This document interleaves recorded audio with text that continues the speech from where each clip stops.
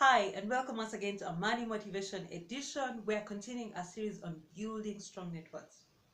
Today, I share yet another tip on how you can build strong, effective networks, and that is understanding the lingo and the protocol of that network.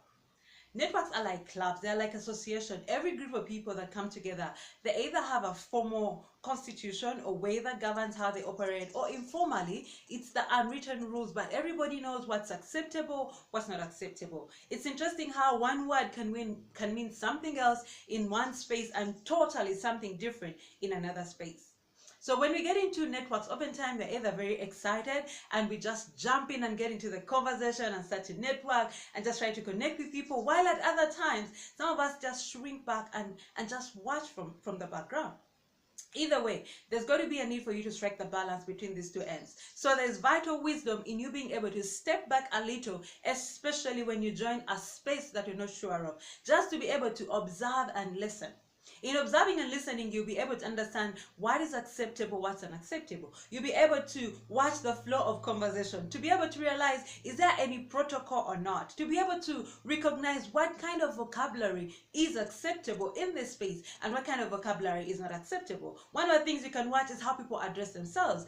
Do they use titles? Do they use their first name? Do they use their surname? These are small things that can either get you on the right side or the wrong side of the people that you want to connect with.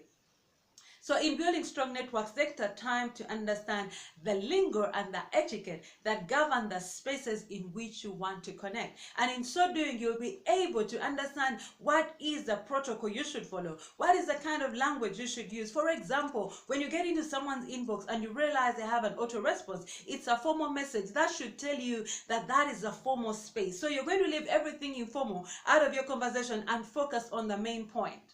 One of the things that frustrates me is when somebody inboxes me and all they have to say is hi. And I'm thinking, okay, yes, I do get the point, hi, but hi what? Do you want to say something? Because when I get in my inbox and I have 50 people that have sent me messages and I need to respond to them, I need to look beyond the hi, because at that point I'm beginning to ask myself, what can I help you with?